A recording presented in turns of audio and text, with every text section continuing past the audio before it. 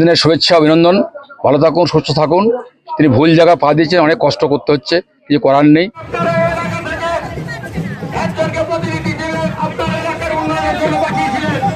ভালো লাগলো।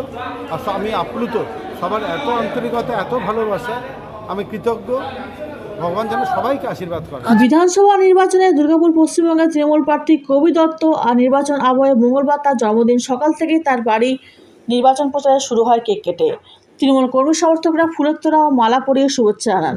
কবি দত্ত বলেন, আমি আপ্লুত, সবার অগাধ ভালোবাসা ও অনেক আন্তরিকতা পেলাম।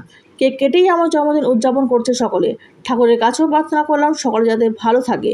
অন্যদিকে দুর্গাপুর পশ্চিমের বিজেপি প্রার্থী লক্ষণ খুঁড়েই তিনি জন্মদিনের শুভেচ্ছা কামনা করে বলেন, জন্মদিনে ভালো থাকুন, সুস্থ থাকুন।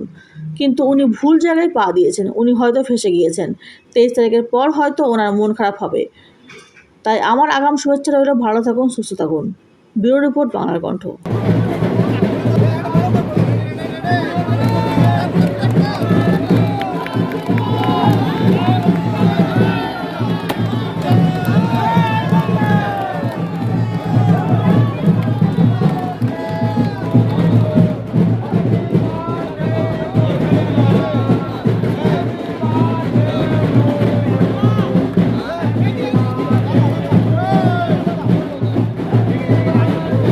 উপহার পেলেন?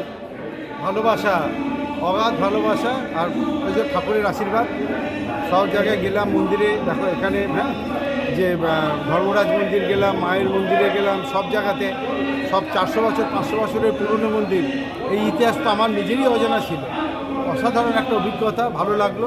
আর আমি আপ্লুত, সবার এত আন্তরিকতা, এত ভালোবাসা, আমি কৃতজ্ঞ।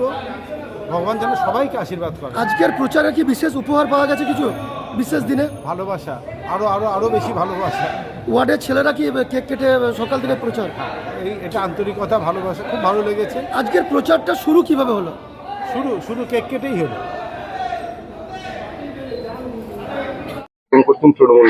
জন্মদিনের শুভেচ্ছা অভিনন্দন। ভালো থাকুন, সুস্থ থাকুন। তিনি ভুল জায়গা পা দিয়েছেন, অনেক কষ্ট করতে হচ্ছে, কিছু করার নেই, কিছু উপায়ও নেই। আর উনি ফেসে গেছেন দুদিকে থেকে, এদিকে না ওদিকে। তাই 23 থেকে পরে মন খারাপ হবে।